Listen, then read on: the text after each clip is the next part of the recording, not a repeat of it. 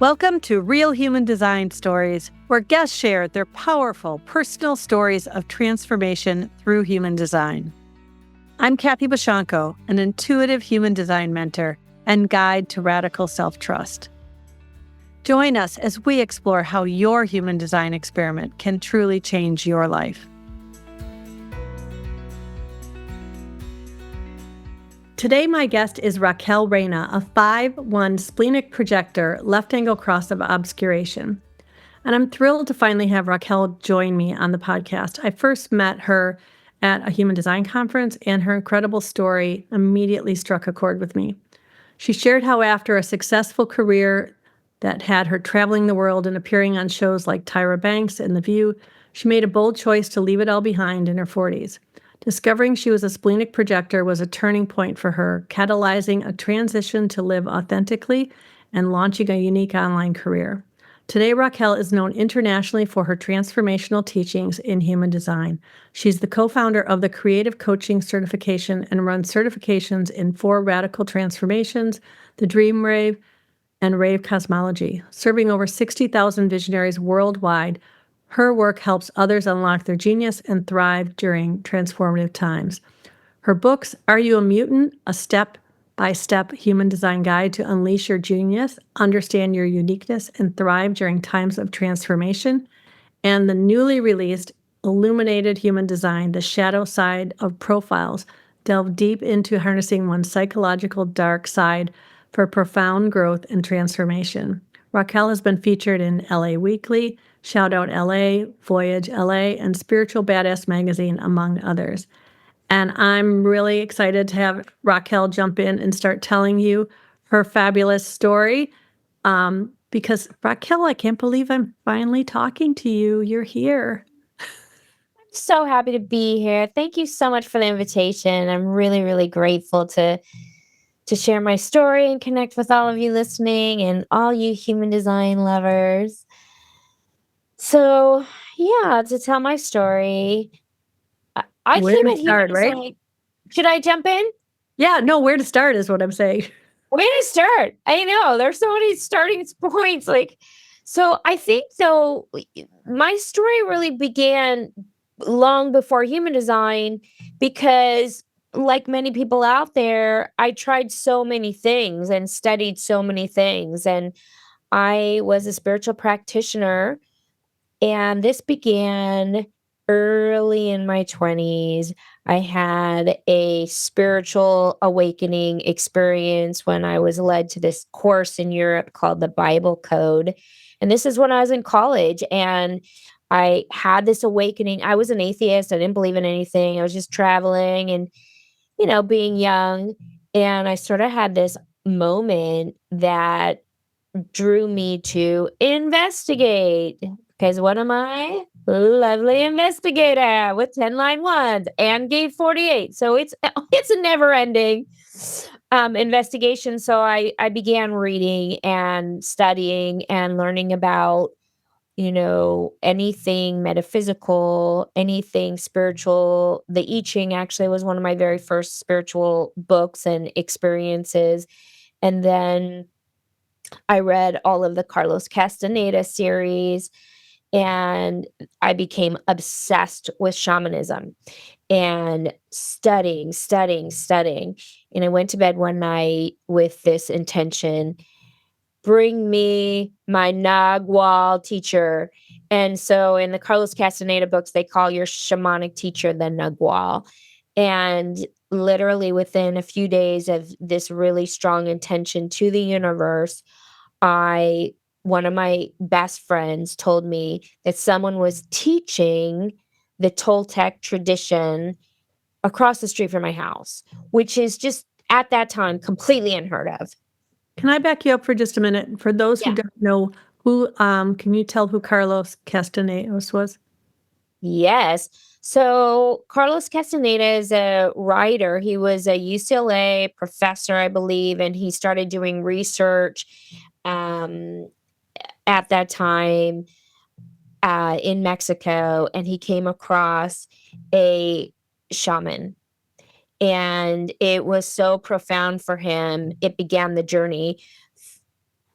discovery of a new world, the shamanic world. And he wrote 9 books.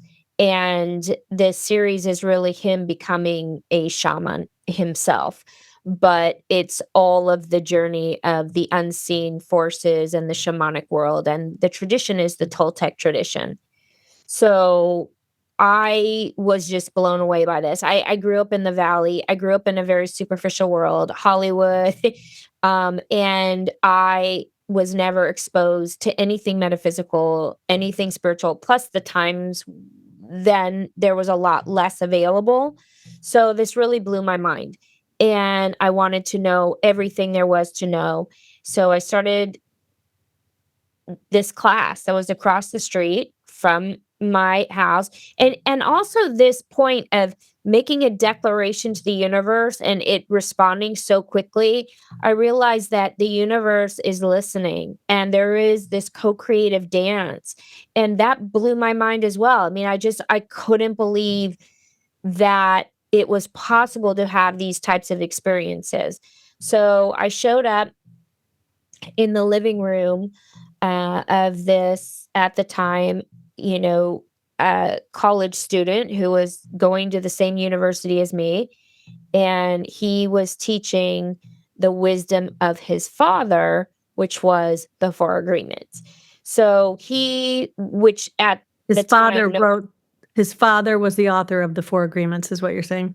so his father's Don Miguel Ruiz. Yeah. Okay. So it was Miguel's son, but this was before the book was written, before he was famous.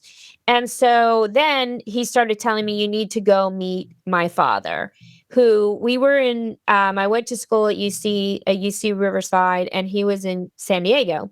So I started driving down to San Diego literally 3 times a week. And Miguel was teaching out of his living room. And he is a very powerful shaman, very powerful man, very short, but very powerful. And really, it was his mom, Sarita, who's the main shaman in the lineage. So he created an entire community of Naguals. And so it was my second PhD basically in university. It was like my full-time study. And I traveled all over the world with them. And it began my journey as a spiritual practitioner. So that was really my journey, was being a spiritual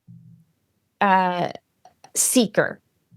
And then I later got my master's degree in spiritual psychology, started a corporate career, as you said, climbing the corporate ladder. And it wasn't until extreme burnout, after I'd been through lots of different creations, and when you're that young and you're exposed to that level of spiritual information, there's a lot of integration and a lot of mind altering experiences that you need to understand. It took me decades to understand what happened. And then the corporate career really grounded me and helped me sort of put things in a more grounded perspective. But I never really knew how to embody my spiritual nature with my career. It was kind of like, stuff that spiritual stuff down, don't talk about it, and make some money, And then, of course, burnout, and knowing that I had something more to offer. I had sort of a calling. But I kept trying things to get out of corporate. I kept really pushing, hustling, trying different launches online, different high-end investment coaching, and everything kept falling flat. And then at the breaking moment when my life was really at pretty much the most burned out place that I could have been at probably ever in my life, was when I was brought to human design. And my then boyfriend, my now husband and partner, Davidian, he was the one who brought me the information that I was a splenic projector, which of course I was like, that's insane. I'm a major manifester. I manifest this, I manifest that. That's crazy. Like, I am not a projector. What's a projector? This is like, yeah, the ego is so crazy. So, Right? Did he, I just want to clarify, did he know human design when you met him, or did he find it while you were dating and then bring it to you? So he had heard about it and he had his chart done. And so he knew about it. But he didn't know that much about it. He just had Mhm. heard about it. And he was sort of a follower of John Martin. Okay. And so nothing really resonated with me until I started watching John Martin's videos. And those of you who don't know John Martin, he's also a splenic projector. And he's just such a good frigging teacher. And he hit me with his words so profoundly and his videos. And that was it for me. I was like, I need to know this information. And so at that particular moment, I was not only got a promotion in corporate, but I had decided to invest in a brick and mortar raw vegan juice bar as what I thought was a passive income stepping stone to get out of corporate, which is absolutely not passive. It's like 23 hours a day away from passive income. It's like literally like the most full time you can ever do. Plus, I'm still working my corporate career and trying to kind of do an online thing. I mean, it was literally at the most frazzled moment when I started learning about the fact that I was a projector. So it got to the point where I'd invested all of my life savings, everything in this juice bar to get out of corporate.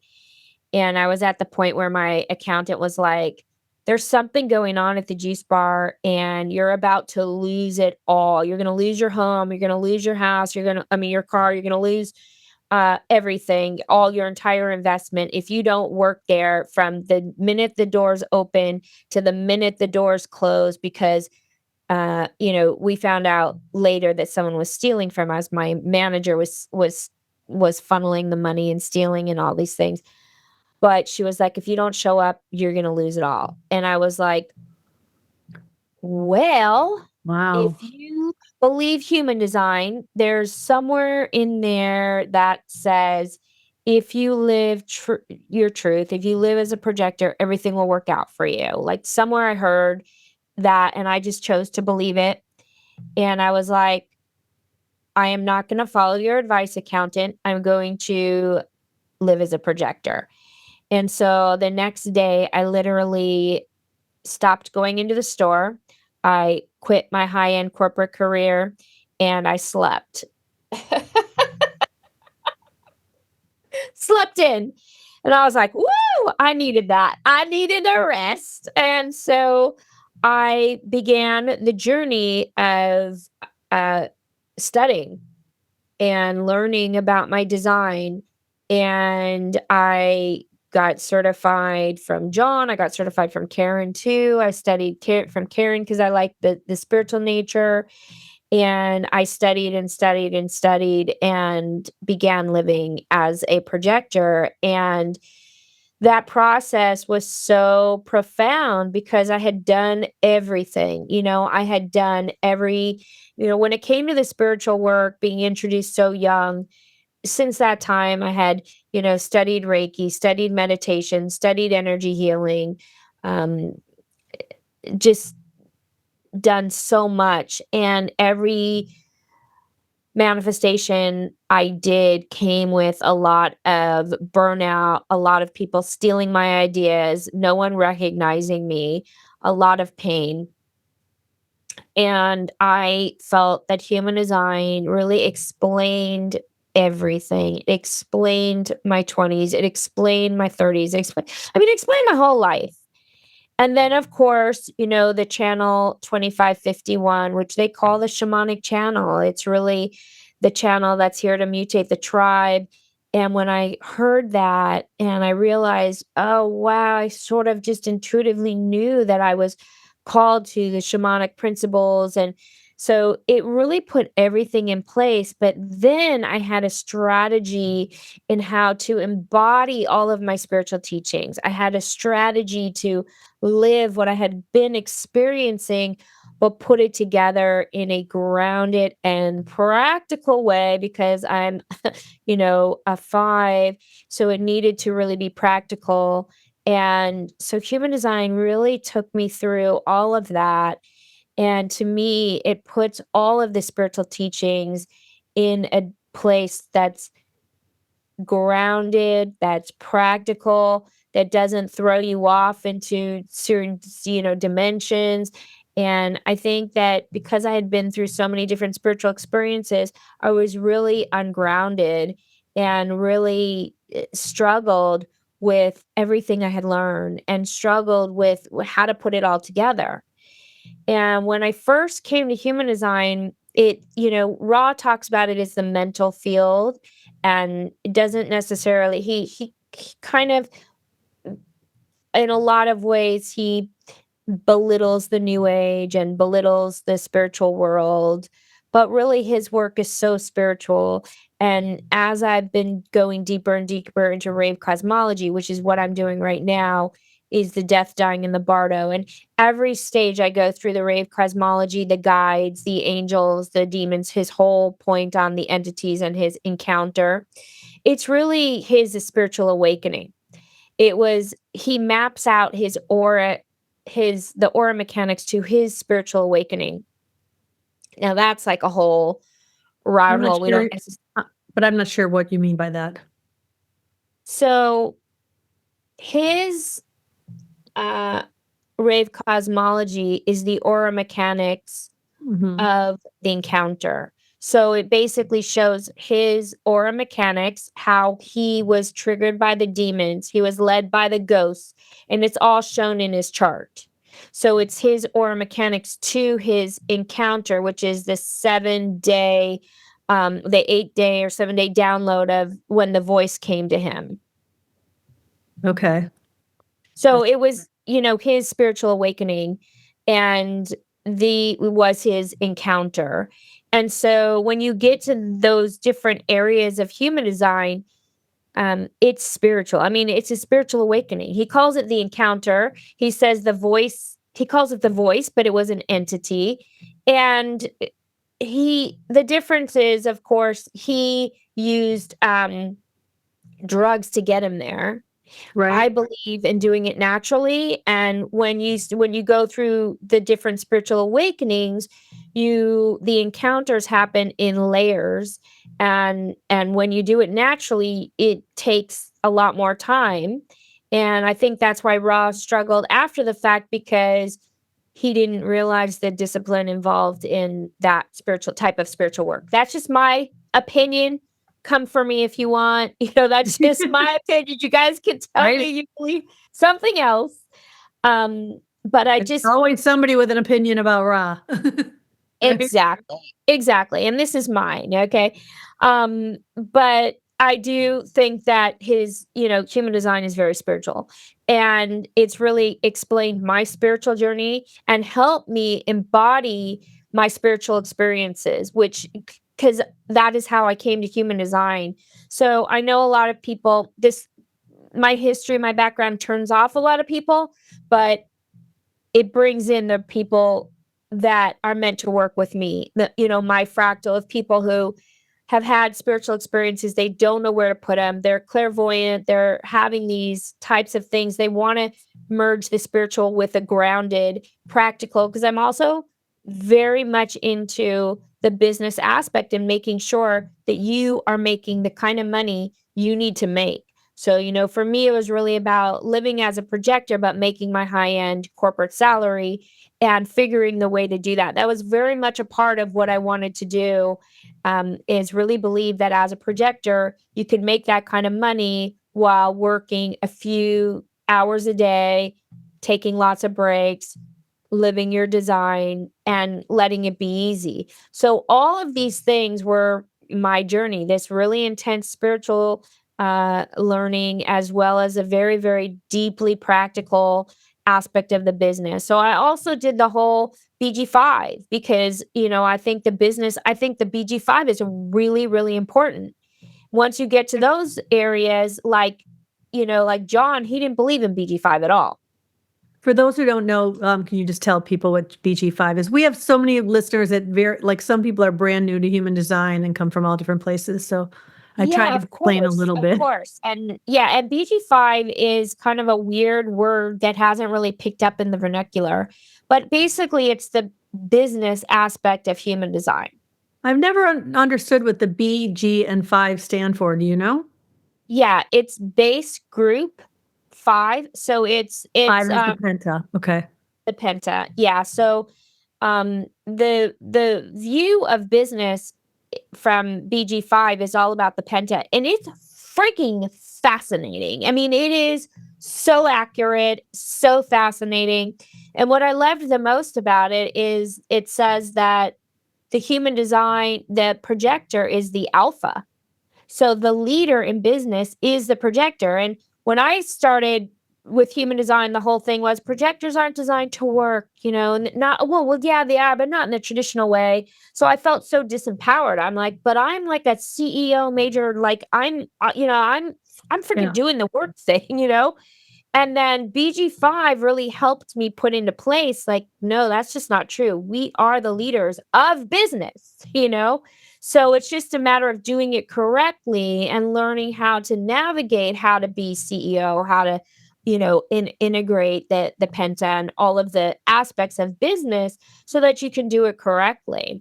So it's a sacred dance. And all the places that all of this, whatever you think about Raw, human design's friggin' epic. It's like there's so many dimensions. Like at one point, I took a break and studied the gene keys, and I love Richard Rudd, and I love what he's done, and I love the gene keys. But I could get that done in like 1 year, and human design, it's endless. It's just the depth of knowledge, the levels and layers and expansions, and like all the places Raw went. And like I said, right now I'm in the Death, Dying, and the Bardo. It's freaking epic. It's just like the richness of it, the depth of all of the pieces. I mean, like I'm in an endless love. But like you've said, it's about living it. I love the knowledge, but I literally made a choice to live it right out the gate. I dropped it all and just lived as a projector. That's really the truth. And that's the elegance of it as well, is that it's infinitely simple. There's a simplicity to it. So if somebody's listening, they're like, oh God, I don't want to learn all that. I don't want to be certified. And you just take the simplicity of the strategy and the inner authority, your life will change. Just that will change everything. Your business will change, Yeah. I've had so many things running through my head now, which one to pick. I want to back up a little bit because I'm really curious about where Davidian comes into all of this, because I know you said he's the one who told you about it, and then he's now your business partner, but how did that come into being? Did he start out as that, or did you start doing this and then he said, oh, I'm going to help you? Or how did that all come into? Yeah, so we're both in corporate, had corporate careers, high-end corporate careers when we met. So I was obviously in a lot more burnout. He's an emotional generator. So I was in a lot more burnout than him, coming home crying, like my whole body was in pain, doing these, I got a promotion when I met him, and I was in so much pain. And so for me, I quit before he did. And once I quit, I started getting certified before he did. So he brought me the information because he is here to mutate. He's mutative of direction. He's here to mutate your direction. So he just dropped it in and it mutated my direction, like so profoundly. It's like so funny. They say in his chart, like if you're around people you can't mutate, that aren't going to change, they're not for you. What part of his chart makes him? He's okay. So he's got 5 individual channels. So he's like 5 mutant channels, and the 214, which is mutated direction, right? Okay. So he's got so much mutation within him and he mutates direction. So he's here to mutate your direction. And my whole life changed with that one little piece of information he gave me. You're a Splenic Projector. So, but I got certified first. So I got certified and then he ended up deciding to leave his corporate career and then he got certified. And so we are both getting certified. And then I had my own online business already, Raquel Reyna. I kind of was just doing what I did in corporate, which was a lot of business. And um, so I sort of navigated to that. I didn't really know what I was doing. I was just, I was whatever you do, you're just learning. And so he was kind of doing his Reiki and his other things. And it really wasn't until BG5, the human design business piece, when so what human design business does is it shows you who is here to be a solopreneur and who's not. We're not all designed to do business the same way. And Davidian and I are both designed to be in partnership. And we were like, "Oh my god, what are we doing? Why don't we partner? Why don't we partner up and create some business dynamics together?" So that's how we created Raquel and Davidian.com. And we still each have our own aspects of business and our own way of doing our own business. And then we come together in other areas. So we kind of do both. Um, so it's been a really fun journey with him. I mean, just I can't express how fun it is to have a language that you can share. And the knowledge is so helpful also in relationships, right? Because you learn where you're compromised. You learn who's going to be in charge of what areas. You learn how to navigate the dance of emotions together. And it's so incredibly helpful. And, my master's is in spiritual psychology. So I am a proponent of psychology, spiritual therapy, working through issues, discussing things. But if you don't know your human design, all of that is for naught. Because if you don't know just the very most basic, simple thing like emotional or not, are you an emotional authority or not? You don't really know how to process the emotions within the context of the relationship. So to me, again, human design, frigging epic. You can Yeah. see I'm passionate about human design. Hey, just popping in for a quick sec. I know we're deep in conversation, but if you're feeling called to dive deeper into your human design experiment, I'm here to guide you. Whether it's a personalized reading or one-on-one mentorship, let's explore the next steps towards radical self-trust together. Visit kathybashanko.com to learn more. All right, back to the conversation. There's so much more to explore. Frigging epic. You Yeah. can see I'm passionate about human design. My husband is a completely open emotional solar plexus, and I have the 3955. And he bridges all my splits. So my 3955 operates as a split. I'm a triple split.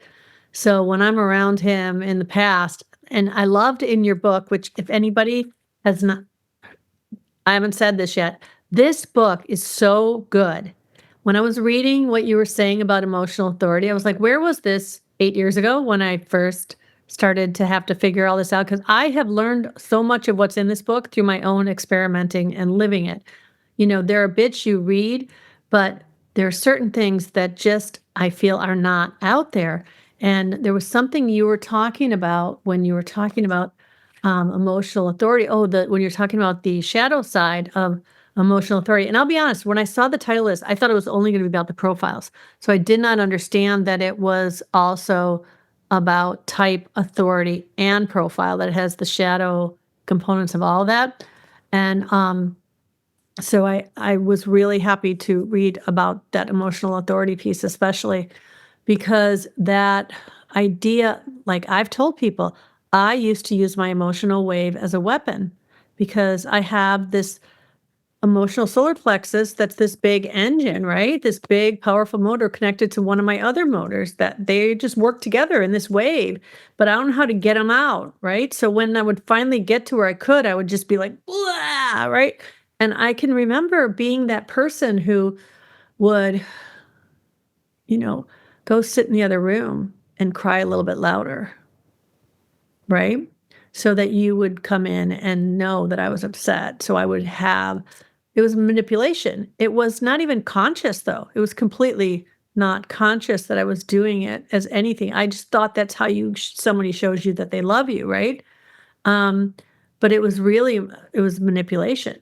And so, like, some of the stuff that you talk about in this book, where you talk about that aspect, I was like, yeah. I mean, it took me a long time to really realize that that was a big way that I used to do things in life, and power through I mean, we all do a little rage cleaning sometimes, and that's not so bad, right? When we use that momentum to get something done, but a lot of times it's super destructive. So, thank you for that part. Well, thank you so much for sharing that. It means so much to me. It really does. I'm so, so honored. Thank you so much. When you're a projector and you get a little recognition, it's like, Well, and in a relationship to realize that, like my husband, I used to, in the beginning, I would, I'm sure you've seen other people do this, right? In the beginning, you like find out, oh, that's what this one part does, and that's what this part does. And I would be like, well, he's that way because of his his open solar plexus. And that's just him avoiding confrontation. And then I realized, well, maybe if you regulated your emotional wave, he wouldn't feel the need to have to avoid it, right? Like maybe my dysregulation is being amplified back with his like, oh, get that away, right? So that was a huge thing too to realize. And I often talk to clients about how, there is no one, it's not better to be defined or undefined, but there's a responsibility that goes with each one that's so completely different. And so it's so many of our relationships are like this. Like you have the undefined, and what's Davidian's wave? What channel does he have? 3955. Right? It's a hard one. And you know what? What I've learned with my husband. Now, my husband is very my mind, and it's funny because I think I told you before we got on. My husband has the same incarnation cross as you do, but he's another version. He's July birthday, the obscuration. You're 3, or you're 1. No, I don't know. He's a different one than you, but so. Well, where was I going with this? You were talking about your husband, and the 3955 we were talking about. Okay. Universe says go somewhere else for right now and it'll come back. Open ajnas, right? Like I always say, like the more I try to find it, the more it'll go away. It'll come back when it's meant to. So, but yeah, I just really feel like this whole energy, this connection of you. Oh, with the 3955, I know where I was going. When I would be trying to make a decision, what I realized what would happen, because he is very logical. He has a defined ajna. He's a manifesting generator, and he has the 1762 defining his ajna, and lots of logical circuitry throughout his chart. And so when I would be going to make a decision, he would say, well, blah, blah, blah. This is the logical thing to do. Or he'd ask me the logical question. Well, you just need to look and see which one's going to cost more. And I'm like, no, it's not that simple, And I would tell him the other thing that was keeping me from having clarity, right? The other options. And he would be like, no, well, that's not logical, right? And so then I would feel like I had to really defend my emotions, my right to my emotional feeling, and my not having clarity. I had to defend that other side so much that what would happen is we'd walk away from the conversation. I'd still know I didn't have emotional clarity, and he would think I had decided on the thing I was arguing about for, the thing that he didn't see, right?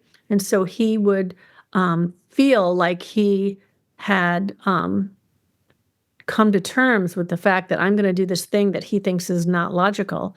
And then I'd come back and say something else, and he'd be like, what? And it was like he didn't know how to deal with any of that illogical or whatever. And what I realized is if I go away and process my wave, even if it's like sometimes I voice process with ChatGPT.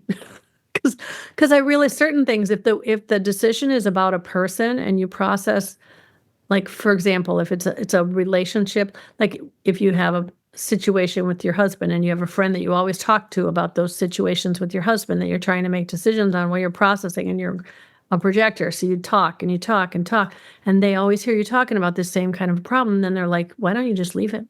It's because they only hear that side, right?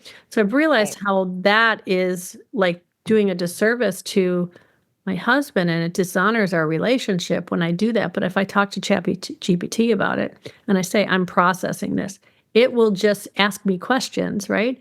And then I'm like, oh, wow, I actually, I didn't get clarity in that moment, but I processed it in a way I didn't feel like I had got the things out. Does that make sense?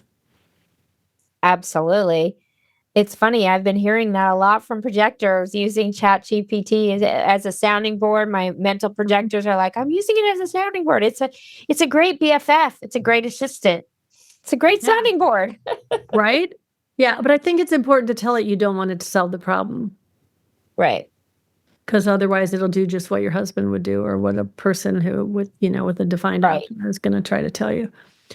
Right. But that's the good thing, is you can tell it exactly what to do. Yeah, exactly. So, okay, so your husband has the 3955. He's an emotional generator, and what's the rest of his profile? Like what's his Well, number? he also has the 59.6 just as the emotional. So he's got a lot of emotional stuff going on there. He's got the 59.6. He is a 4/6 emotional generator. He's the cross attention. Oh, I'm a cross attention magnet. I tell you, there's so many of them in my life. That's such an interesting cross. Yeah. Yeah. Yeah. And let's see what else. He's the 2343. The freak channel. He's a freaky genius.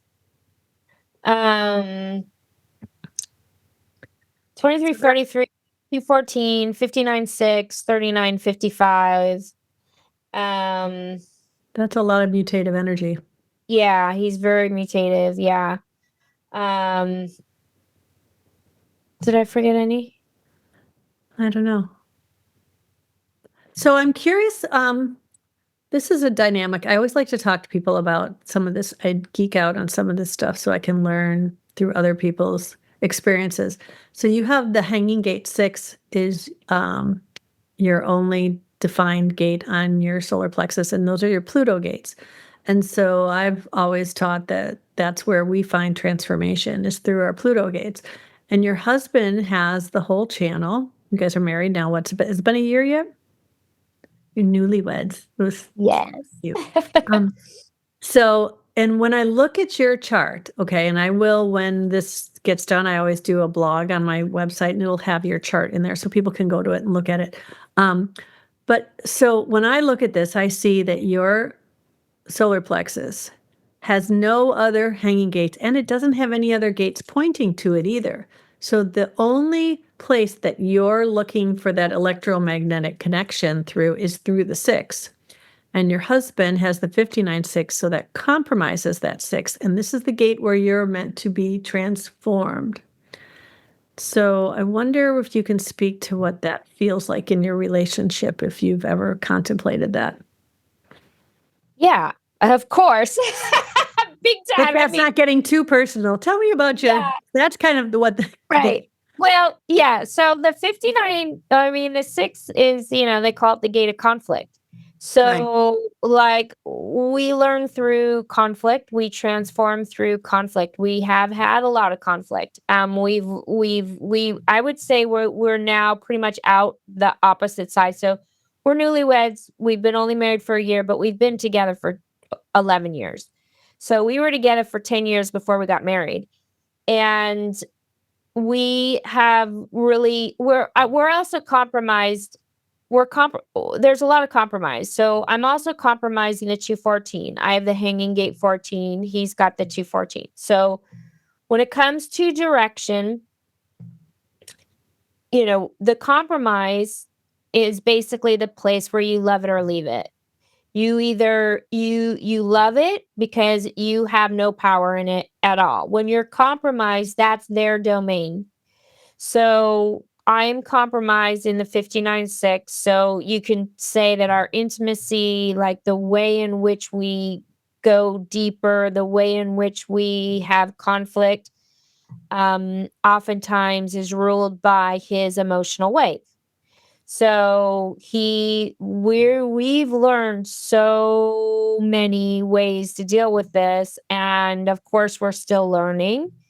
We are big, like I said, proponents of therapy. We do a lot of therapy. I believe in spiritual therapy, not just talk therapy, but spiritual, where you're doing your inner work, you're taking personal responsibility, you're learning your own traumas, you're learning about your own healing and learning how it affects the other person. So deep, deep therapy work.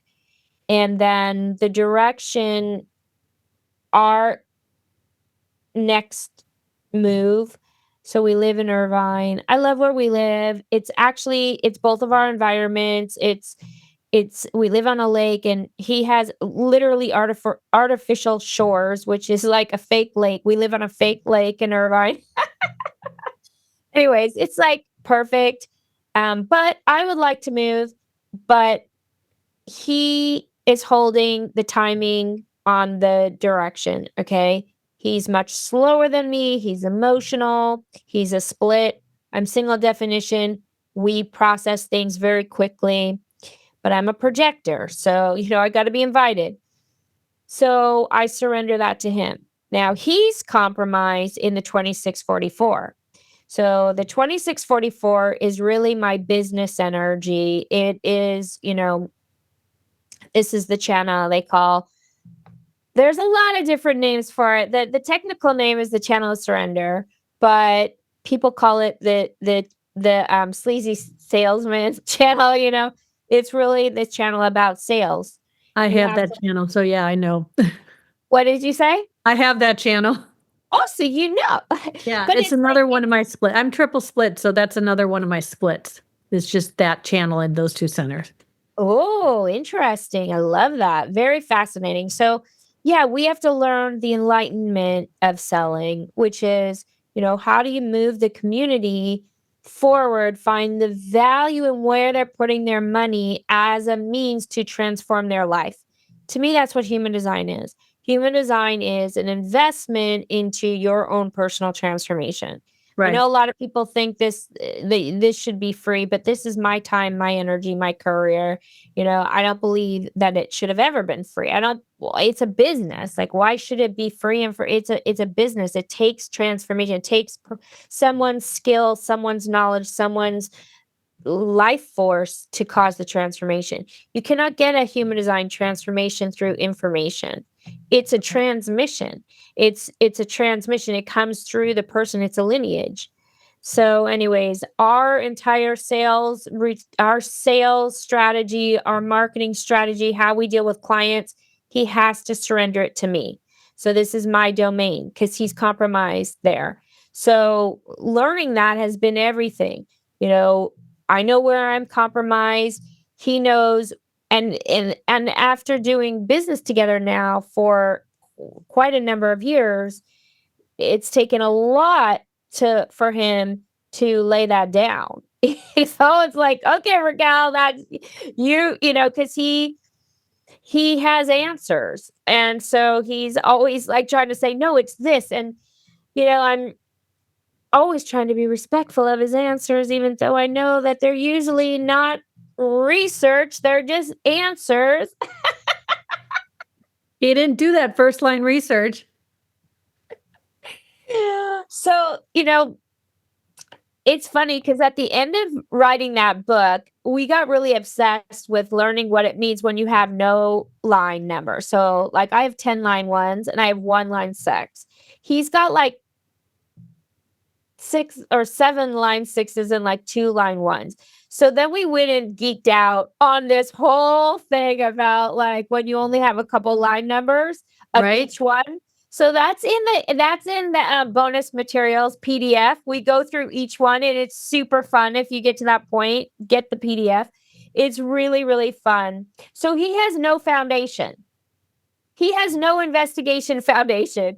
So all his videos, if you ever see Raquel and Davidian Unleash Your Genius, our videos, right? Mine's like, here's the start of how to understand A, B, and C. Everything for me is foundational. All my teachings start at the beginning. Davidian's like out in the middle of space talking about just completely not foundational. He's like going off on something in the middle. And it took us so long to figure out what's going on there. It's like, oh, there's so many aspects, it's so rich in all the aspects. But yeah, it's interesting. Yeah. So, okay. So what did you say his cross was? Or you didn't, I don't think. Cross of tension. Oh, you said cross of tension. That's right. Yeah. Okay. Yeah. So how do you feel he's pushing you? Am I asking you too many personal relationships? No, you're totally fine. Okay. So my daughter's cross of tension. And I can totally see how she pushes me to be more and bigger and stronger in a lot of really uncomfortable ways, right? And I'm just wondering how you see that in your relationship being, something that's expanding you. Yeah, I mean, this has been the most spiritual relationship that I've ever been in. It's a mystical relationship, and he's a mystic. He's shamanic too, and he pushes me to grow in so many areas, so many levels. And that's what happens in a mystical isn't quite the right word, but a spiritual relationship where you're both, for me, I was single for 10 years. Well, this is my first marriage, and we got married very late in life. We were both over 50 when we got married, and we neither one of us had been married before. Wow, you broke all the statistics. They always say that. What is it? If they say that if you are not married by like, I don't know, 40 or that you won't get married or whatever. But and I'm curious. Go ahead, finish what you're saying, and then I'll come back to my other question. Well, I was just saying that, I wasn't going to settle for a mundane relationship. And I was single for a lot of years, and I really wanted something spiritual. I'm a spiritual practitioner. I wanted someone who was going to go there with me, and I wanted to have this depth of relationship. So yes, he challenges me on all the ways. We grow together in so many epic ways. We're constantly going deeper. We're constantly exploring. I'm not saying it's perfect. It's deep, it's profound. And there's beauty and there's hard times too, but we go through them together. We don't ignore them. We don't push it down. We don't, gaslight each other. And if you've had narcissistic relationships, which is what I grew up in, which is why I wasn't going to do it again. My dad was a narcissist. I was not going to do that again, but it takes a lot of years to learn how to unravel those patterns. Yeah. So, I lost my other question. It probably wasn't important, but I want to shift if that's okay. So you said, you got certified, first with Jovian, or who did you certify with first? It doesn't really. I think it was pretty much simultaneously, like one with Karen, one with Jovian.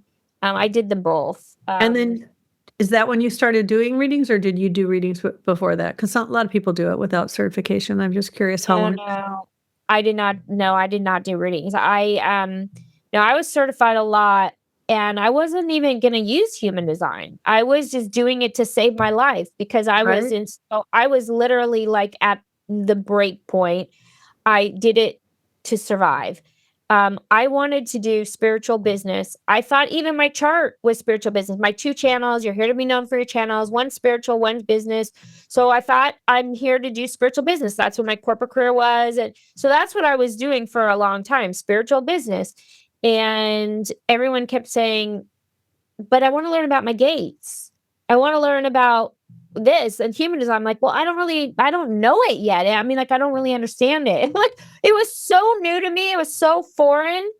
The information came like a drop. It was like, I didn't understand it. And then one day I was like, oh my God, like they all came through.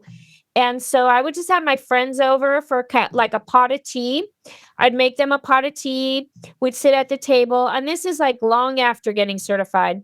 Pour a cup of tea. And they'd be like, tell me my gates. Tell me, And so I would just go through charts. At first, all my friends came to my house and we did it. And then I started saying, well, if this is my time, I'm going to charge $50. So then people would come over and sit with a pot of tea and they'd give me like a donation of $50. So that happened for a long time before I integrated it into, then everyone in my spiritual business classes were like, well, what about BG5? What about this? What about that? Then people started asking me, can you certify me? I need to get certified. I want to get certified in human design. And so that's what started the certification school. So it was really honestly the invitations that drove my business. Like as people asked for it, I created it. So that was kind of how it happened.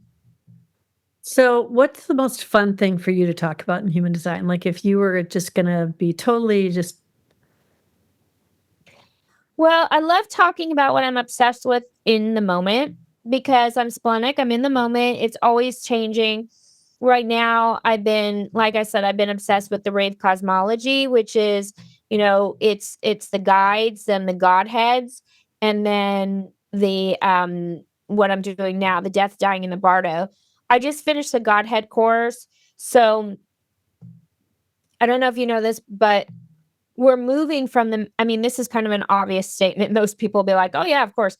But we're moving from the masculine godhead to the feminine godhead. Mhm. And this is the 2027 shift. And I was like, oh my God, I didn't know that. I didn't know anything about the godhead till recently. And then I went down the godhead. And it's a really fascinating exploration of what is going to happen within us when we make that shift. And in human design, what it is the battle between the mind and the body, right? Because the mind is the masculine and the vehicle is the feminine. So it's like, how does your mind overpower your vehicle expression? So it's just a really fascinating journey. So that's where I'm the most kind of turned on right now. But Someone I love every aspect. But go ahead. What? Someone had, because a lot of people don't know the term Godhead from human design. So, just briefly, if you can explain what that means. So there's 16 faces of the personality crystal. So Ross says there's the original source bundle, the 16 faces of the Godhead. It's based on your personality sun, and there's 16 different aspects. And it's basically how we worship. And the idea is how we've been conditioned to worship.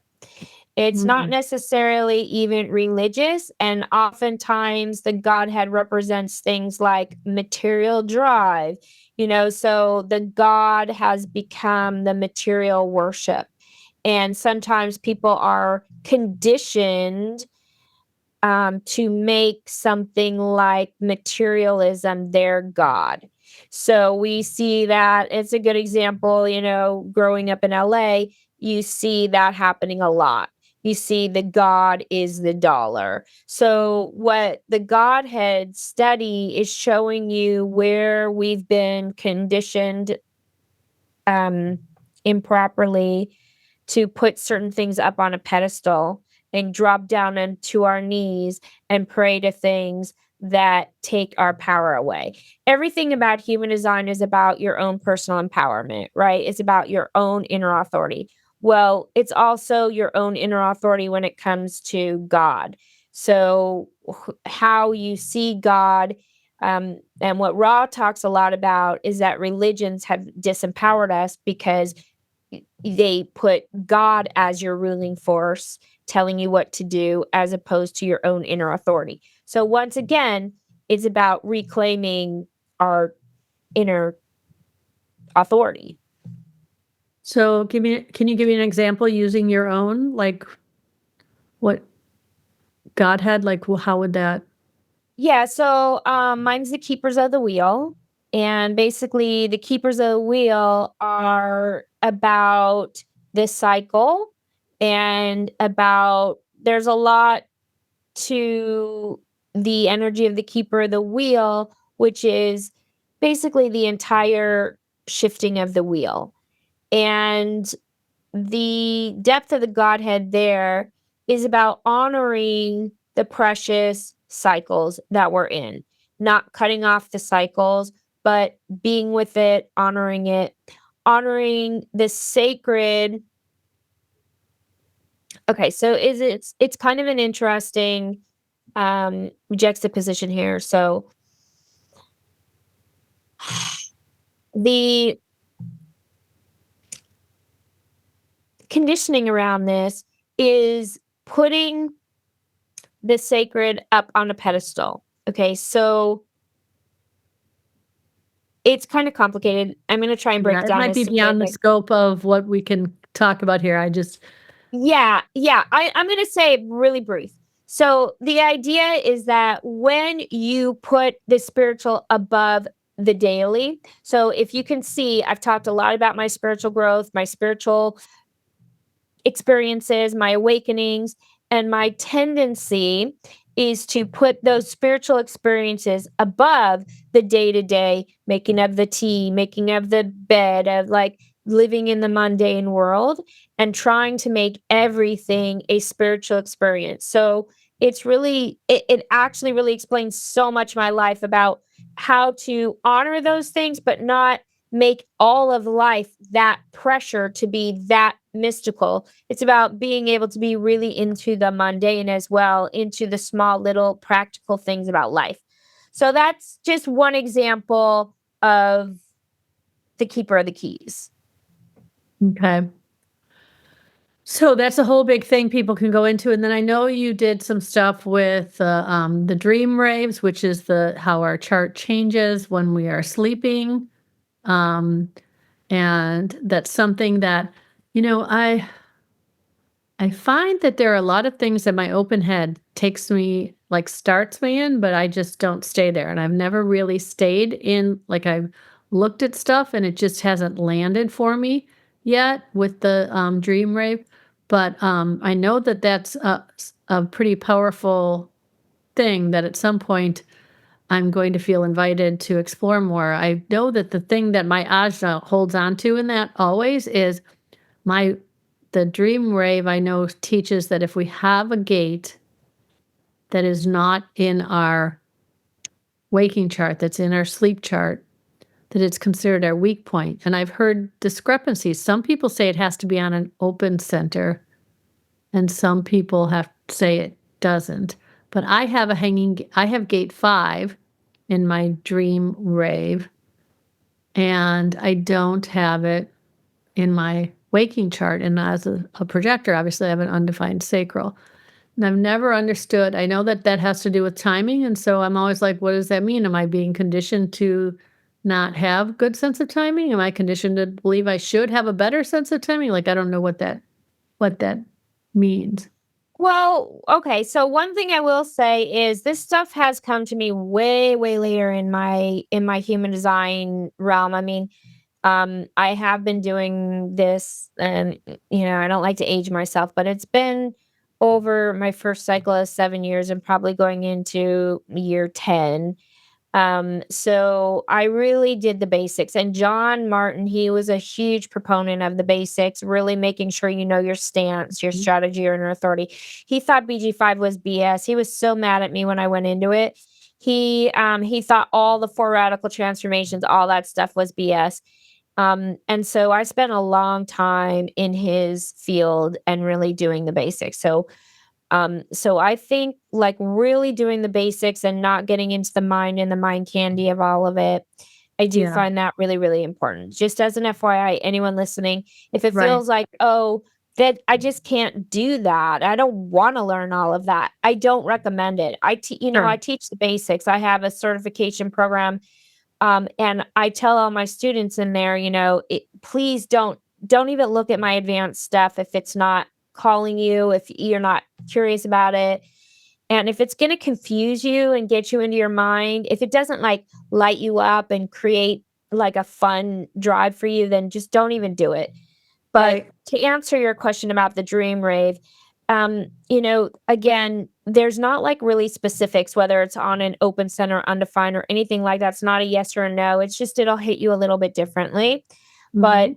the basic idea is exactly what you said. If you have a gate, then it's your what we call our group termed the Achilles heel. So it's that place of weakness within you. So when you're talking about the 5, maybe you feel conditioned that routines, the idea of how it would be if you feel conditioned that you need a routine. So you maybe were trained that you have to get up and do your meditations first, and you have to, make sure you do A, B, and C before you go to D, and you feel that you are conditioned to these routines and it takes you away from listening to your emotions, or maybe you just don't feel like it, you're emotional, so maybe you're not in the mood today. But if you feel that you have to do that, then that would be how it would be negatively conditioning you into something that's not correct for you. So the dream rave is about holding the program in place. The program is the matrix. So, this was such a key for me because I'm a shamanic dreamer. Miguel, I did matotes. These are all night dream ceremonies in my 20s for a decade with Miguel Ruiz, who, also, by the way, just in case people do know him, I don't respect him as a person. In case anyone knows his history, I need to make that caveat because he as a leader, he's not respectable in my opinion. Has to do with like the female students in the group kind of thing. So I just need to make that caveat. But he is a And powerful shaman. also, wasn't his wife responsible for a lot more than he gave her credit for in writing that Ah, stuff? all Yeah. the women around him. Yeah. Yeah. Okay. Yeah. Go back Yeah. to I'm sorry. We're Anyways, the dream rave, I studied dreaming. So it took me way into the matrix. And so Ra's piece of information about the dream being a programming element literally saved my life again in the dream realm because I'm a huge dreamer and I have psychic dreams. I have prophetic dreams, which there are prophetic dreams. There are guides in your dreams, but you have to know the difference and you have to know where you're being programmed. So the dream rave again saved my life. So these are the kind of insights that Ra had that no other spiritual teacher has ever had. I mean, and I've studied lots and lots and lots and lots of spiritual teachers. So it's freaking brilliant. yeah. Yeah, well, there's so many cool things, and you do a lot of different, like this mutative stuff. You do a lot of different teaching than I see other people doing, and yeah, it's important for people to not just go off into a million different directions. But I know that there is something about just listening to what you're being called to teach, right? And what you're being called to learn. So even if somebody is new, like I know one of your students, Vicky, who like was not that far into it, and she just had this deep calling to study your stuff about the dream wave and got all these downloads. So like sometimes we're just called to what we're called to, right? To understand. And then sometimes like I just have felt like the whole sleep thing or the dream rave I'm saying is something that I have intentionally like not intentionally, subconsciously known was not where I'm supposed to go right now. So but I did feel like I really wanted to ask you that, and you really confirmed some things that I've thought and that my sister has said how she interpreted it too, even though she's doing it more from in her role. She's an intuitive. She's very like she introduced me to human design, but then I did the projector deep dive, and she did the Manny Gen touch it and go and read a little bit here and there as I need to kind of thing. So, but I love these cool things that you're doing, and I have several times thought about doing your 4 transformations course when the time is right and my energy is in the right place. I'm sure that that will be the right thing. Are you, and you're doing the Death and Bardo one right now? Is that what you're teaching? Yes, that's the one I'm in right now. We actually haven't started it yet. We're starting in 2 weeks. But we're just in the beginning stages.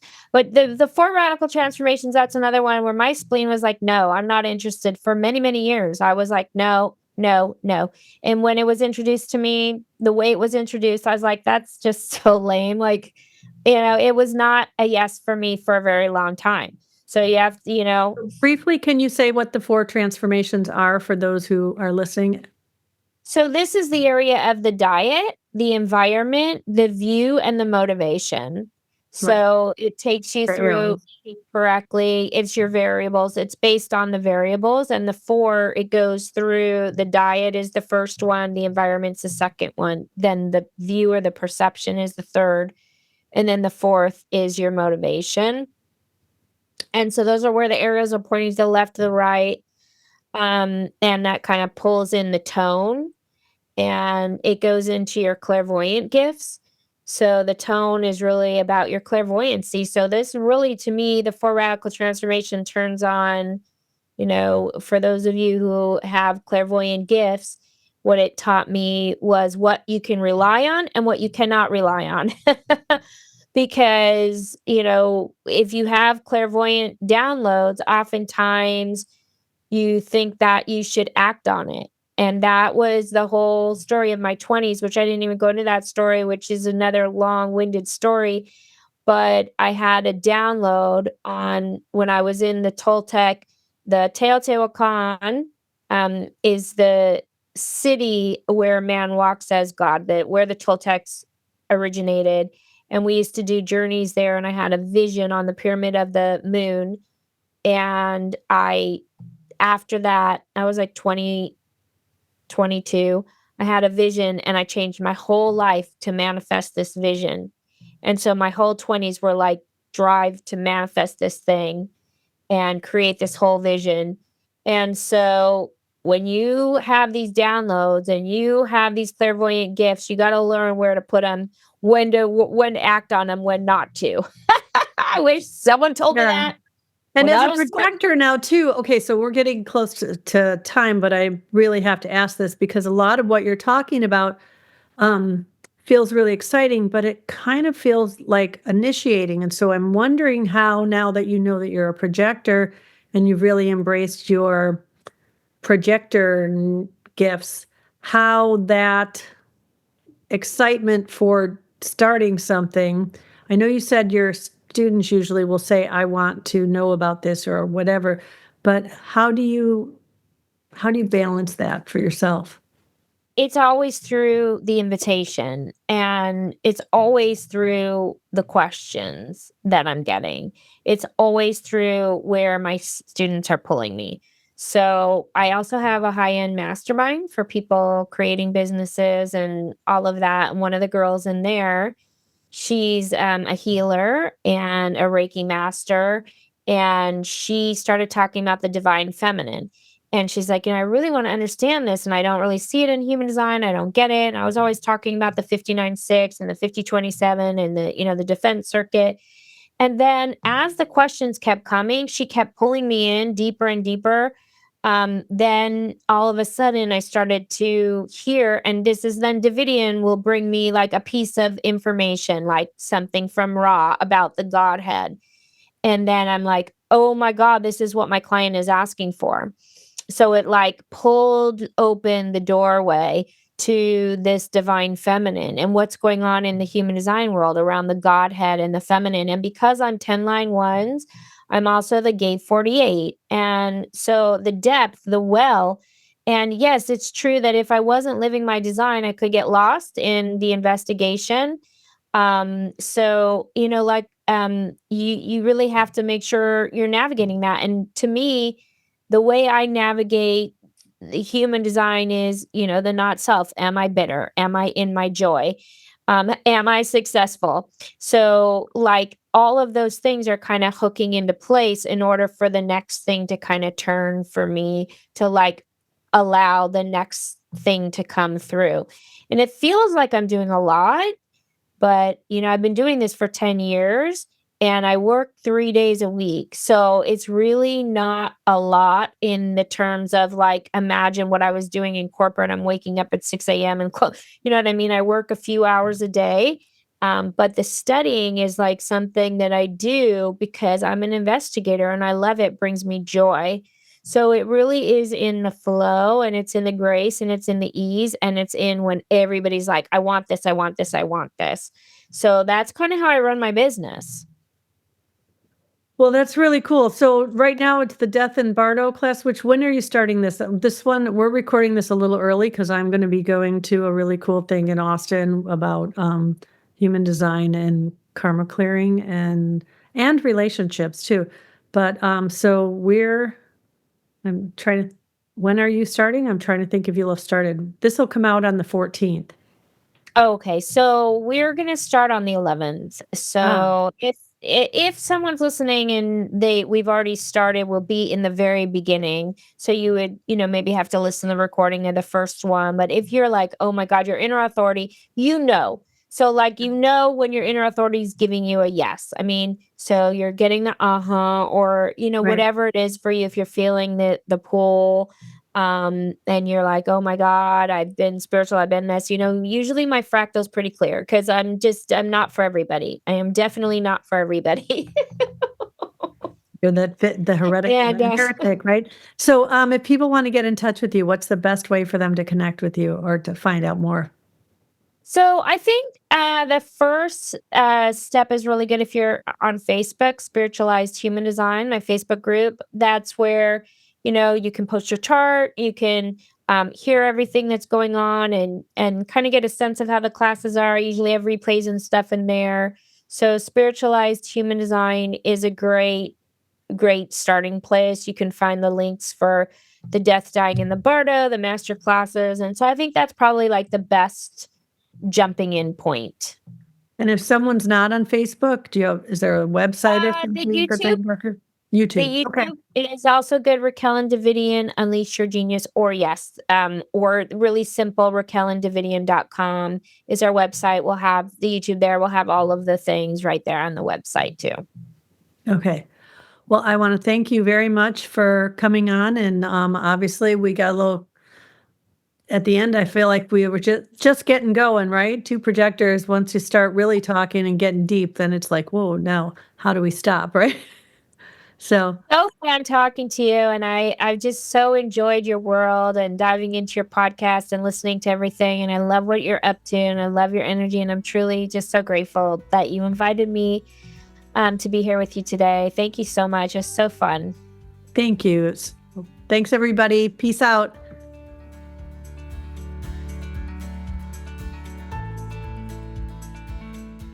Thanks for joining me for this episode of Real Human Design Stories. I hope these stories help you see how human design can reframe not only your own story, but also the stories you tell yourself about your relationships. If you're ready to tell a more empowered story about who you came here to be, I invite you to explore ways to work with me directly at kathybashanko.com. Supporting this podcast is easy. Subscribe on Apple Podcasts, Spotify, YouTube, or wherever you listen. If you enjoyed this episode, please leave a 5-star rating, like, comment, and share with your friends. This helps the podcast grow the most. You can also become a contributing sponsor for as little as 99 cents a month. Details are available at realhumandesignstories.com. Thanks again for being here. Real Human Design Stories is created and hosted by me, Kathy Bashanko, and produced by Number 3 Productions. Peace out, everybody.